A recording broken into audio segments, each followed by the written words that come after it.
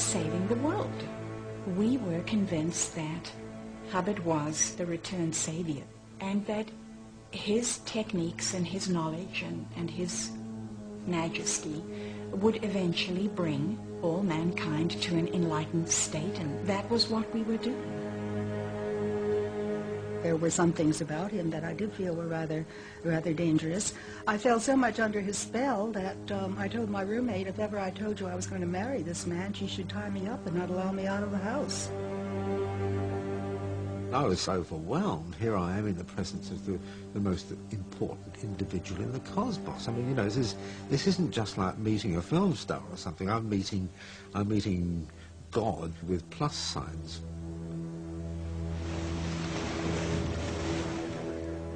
Lafayette Ron Hubbard created one of the richest and most controversial cults of our time, the Church of Scientology. He spent much of his later life at sea, on the run from those who accused him of being a crook and a charlatan. But to the millions who at one time or another followed him, and to himself, he was the greatest guru who ever lived. There is one thing you can say about Dianetics and Scientology, and I'm sorry if this sounds odd, but it isn't everybody who can write a book that turns the world on its ear. But more remarkable still was the story of Ron Hubbard's life. The story of a science fiction fantasist turned self-proclaimed messiah.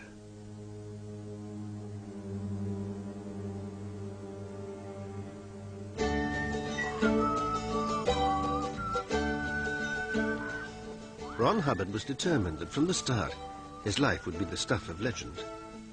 He was born in 1911 and told of how he was brought up on his grandfather's ranch in Montana, which, he said in a newspaper interview, covered a quarter of the state. As a small child, he was breaking broncos and hunting coyote. He claimed he grew up with old frontiersmen and cowboys, and even became a blood brother of the local Blackfoot Indians.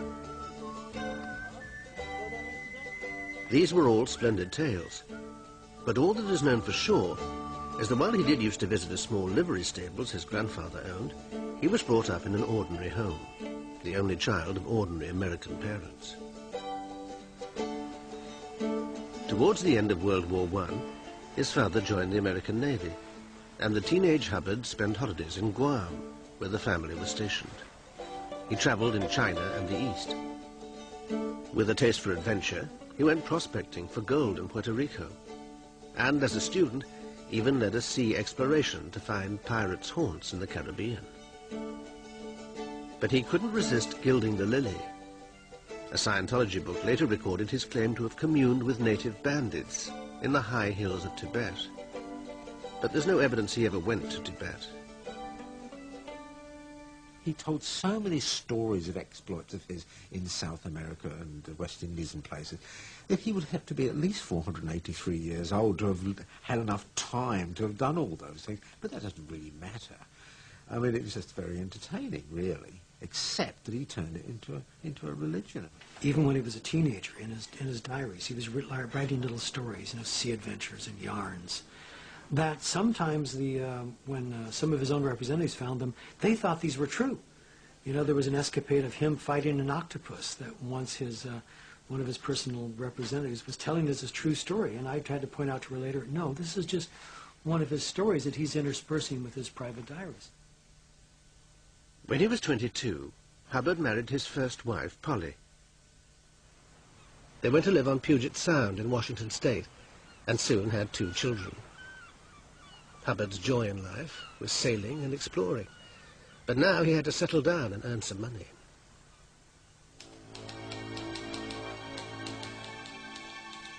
With such a prolific imagination, he became a writer, starting with adventures and fantasies for the penny dreadfuls. Then he turned to science fiction and became a bestseller. 2 books, Final Blackout and Fear, were considered sci-fi classics. But Hubbard's most amazing story was about himself. His literary agent was Forry Ackerman, himself a sci-fi fanatic.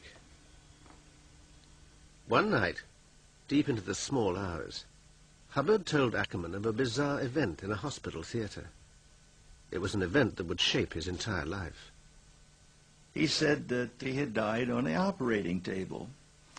And he rose in spirit form, and he looked at the body that he had previously inhabited, and he shrugged the shoulders he didn't have anymore, and he thought, well, then where do we go from here?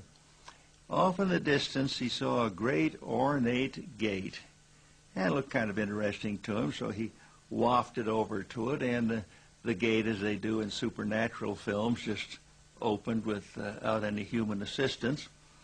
He floated through, and on the other side he saw an intellectual smorgasbord of everything that had ever puzzled the mind of man. You know, how did it all begin? What is God's purpose? Where do we go from here? Are there past lives? Are there future lives? And like a sponge, he was just absorbing all of this esoteric information. And all of a sudden there was kind of a swishing in the air, and he heard a voice, no, not yet, he's not ready. And like a long umbilical cord, he felt himself being pulled back, and he lay down in his body, and he opened his eyes, and he said to the nurse, I was dead, wasn't I? Then he bounded off the operating table. I don't know how you die, and the next minute you're bounding off an operating table. He got 2 reams of paper and a gallon of scalding black coffee. And at the end of 2 days, he had a manuscript called Excalibur, or The Dark Sword. And he told me that whoever read it either went insane or committed suicide. And he said the last time he had shown it to a publisher in New York, he walked into the office to find out what the reaction was. Publisher called for the reader. The reader came with the manuscript, threw it on the table, and threw himself out of the skyscraper window. But was Hubbard's extraordinary story true? Excalibur became the stuff of mystery. Hubbard told friends it was too dangerous to publish. But 40 years later, a treasure trove from Hubbard's early journals and manuscripts, believed to have been long lost, was discovered by his staff. There were 2.5 versions of Excalibur. I read them, and I didn't go mad and didn't die. They also include the information within related writings that these came out of a nitrous oxide incident. Hubbard had a couple of teeth extracted, and it was while under the effect of nitrous oxide that he came up with Excalibur. Hubbard's death was in fact an hallucination under the effects of anesthetic. So what was the intellectual dish he'd fed on? It's not particularly revolutionary. The key to Excalibur was this great realization by Hubbard of survive as being the one command that all existence and all life and all people have. That became the basis for a lot of Dianetics and a lot of Scientology. This idea had a profound impact on Hubbard. In a letter to Polly, he wrote, "I have high hopes of smashing my name into history so violently that it will take a legendary form."